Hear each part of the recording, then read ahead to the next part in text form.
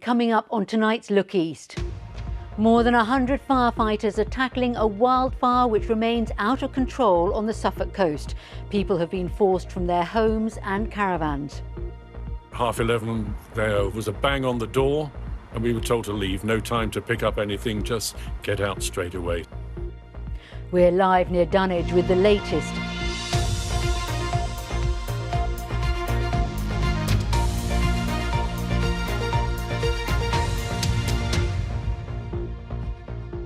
First tonight, more on that massive wildfire near the Suffolk coast. 120 firefighters are still tackling the blaze, which broke out near Dunwich Heath yesterday evening.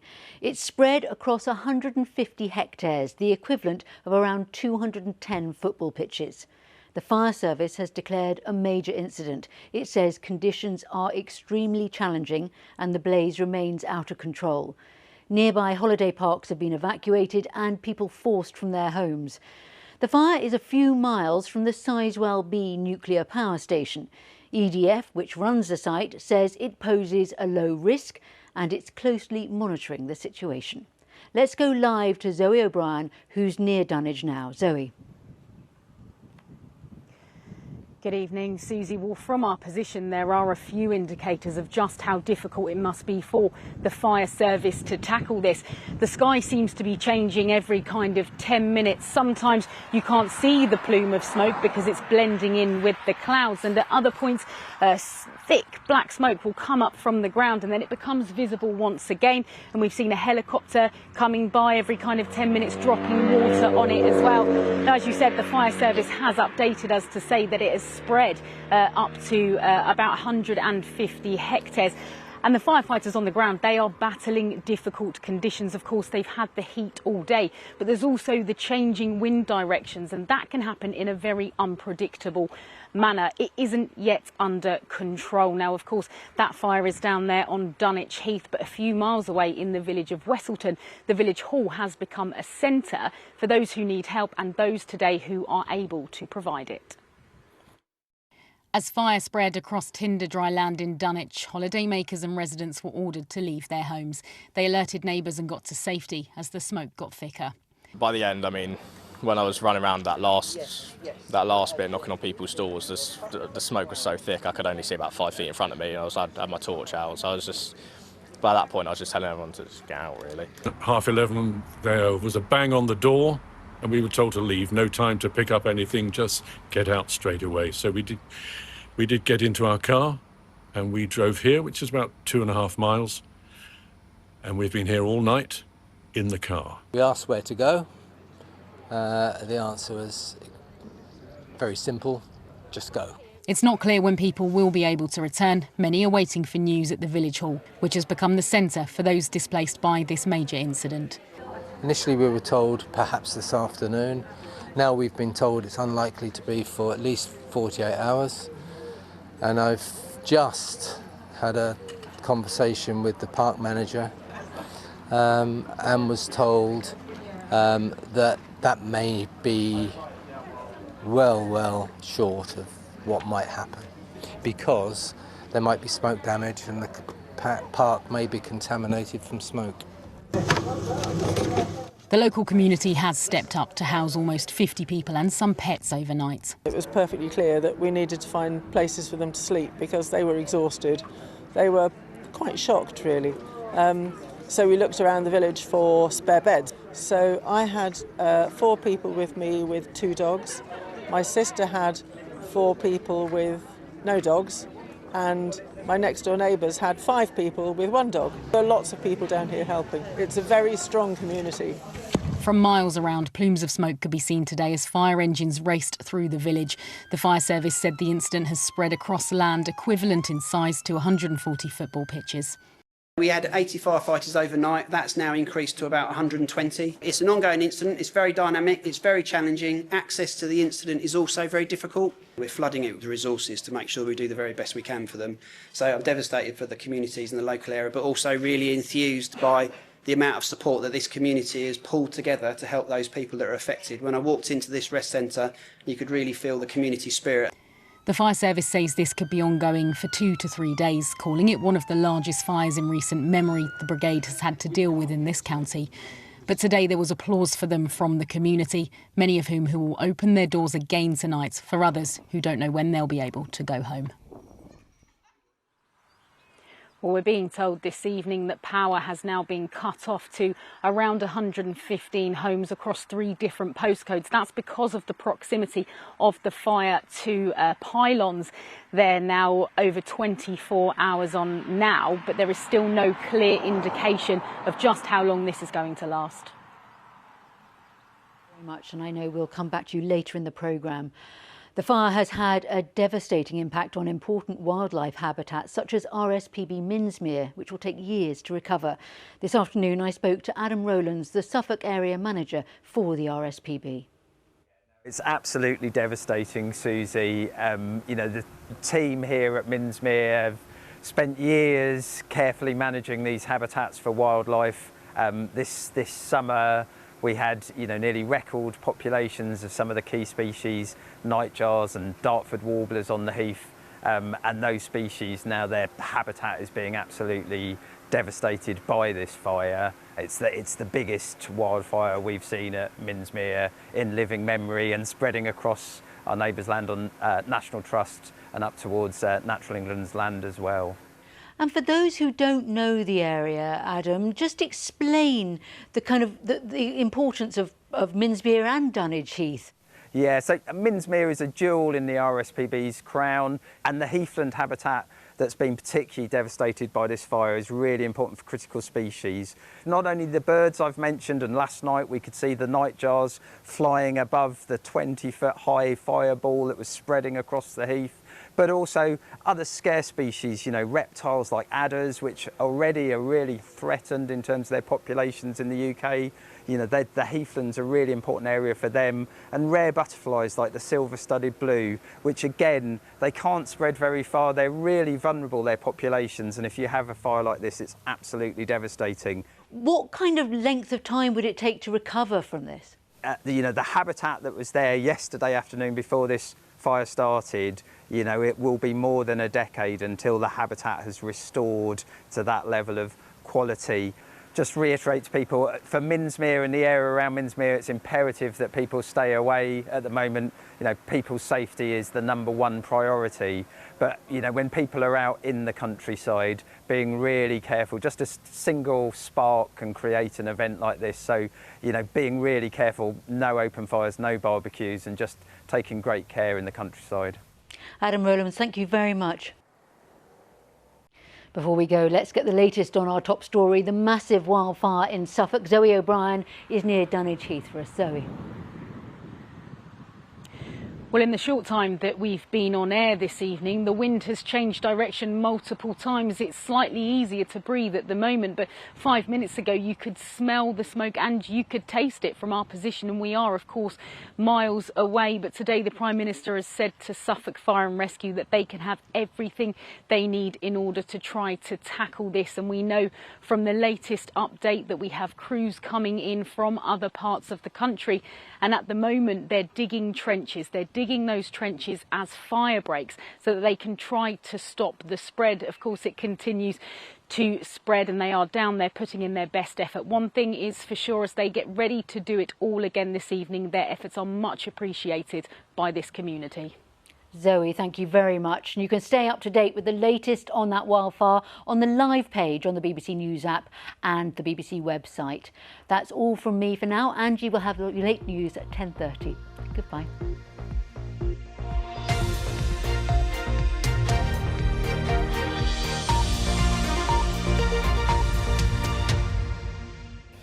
Hello, good evening and welcome to the programme. Tonight's main stories: a major incident declared as firefighters struggle to contain a huge wildfire in Suffolk. Homes and a caravan park are evacuated. We could see the sky red and the flames licking. It just is so scary. It was certainly worrying, and we could see it was getting worse, and we could see it was heading in our direction, but fortunately we left in time. With the blaze close to the Sizewell nuclear power plant, work goes on to create fire breaks.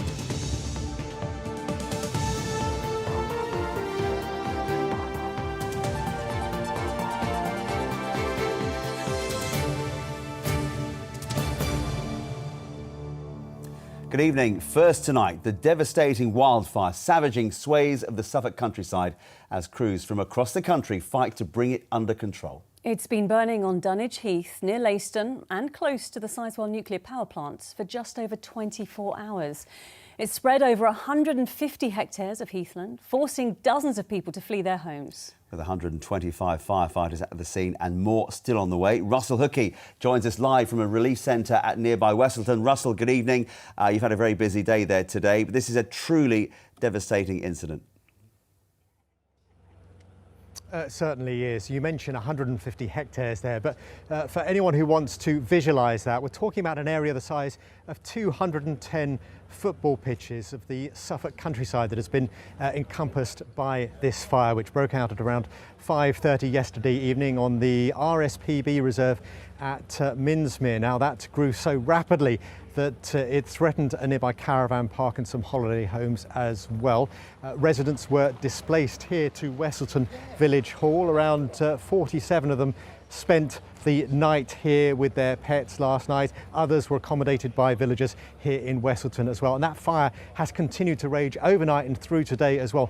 Not just the firefighters, as you say, around 120 from Suffolk, Essex and Norfolk and further afield as well, tackling that. But also the National Trust as well brought in its own equipment to bring those flames under control. Within the last couple of hours, I should say, we've seen National Trust helicopters who bring in great big bowsers of water, picking up from reservoirs in the sea and dropping them on the flames.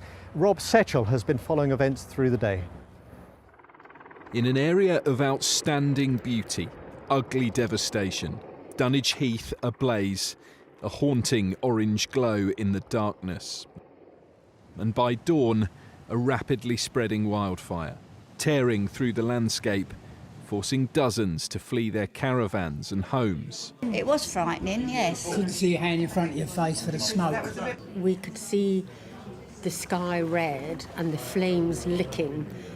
It just is so scary. So son's calling me, husband calling me, you know, it's emotional. By lunchtime, the fire had spread to an area the size of 140 football pitches, 120 firefighters, 18 engines, support on the way from across the country. It is a very serious incident. I will make sure that Suffolk Fire and Rescue Service have all of the support, the mutual aid from other services that they need. A few miles away, the unmistakable dome of Sizewell B Power Station. Fire chiefs say they're working with tactical wildfire advisors and the Met Office to ensure it's protected.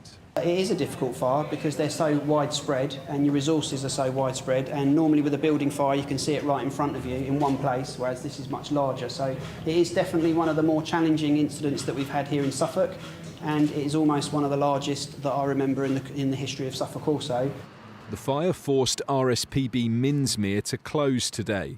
Bosses said the habitat, vital for so many species, could take a decade to recover.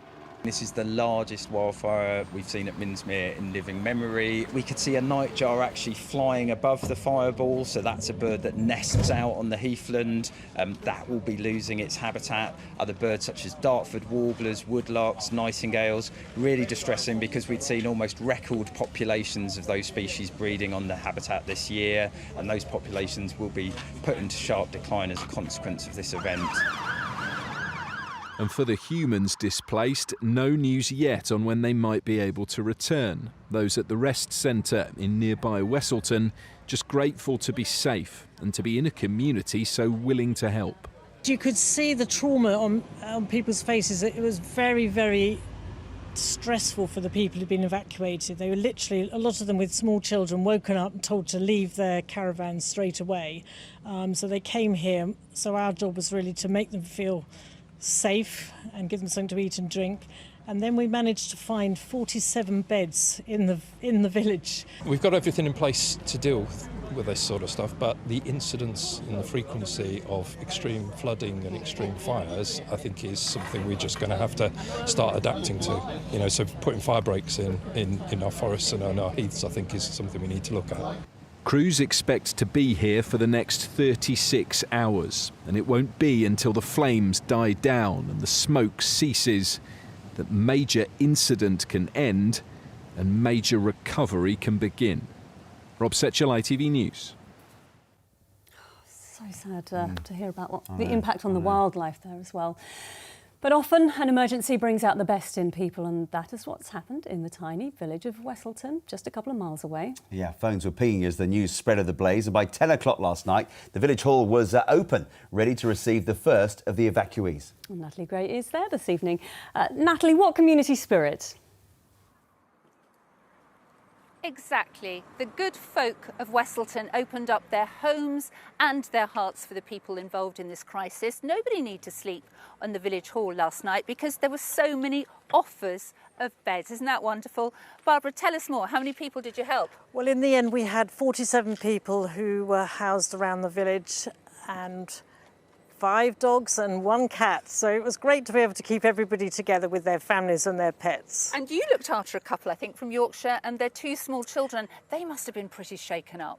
Yes, when people came into the hall, you could see how traumatised they were. Many of the families were asleep, including the children, and they were woken up by the police, told to evacuate. And it's very, very scary. They're on their summer holidays, so we were able to host them because we had the house ready for our grandchildren. So it was very nice to be able to share that with them. Have you ever dealt with anything like this before? Well, when I was working as a medical director of some significantly large hospitals, we had a number of incidents, but I thought that was all behind me now. I've retired, but hey-ho, you've got the skills, so you...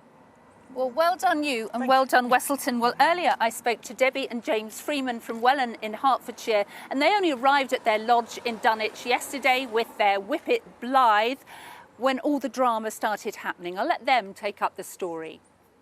The warden came and knocked on the door and he said, prepare to evacuate. So how scary was it? I wouldn't say it was scary because we left before the fire got too close to us, but it was certainly worrying.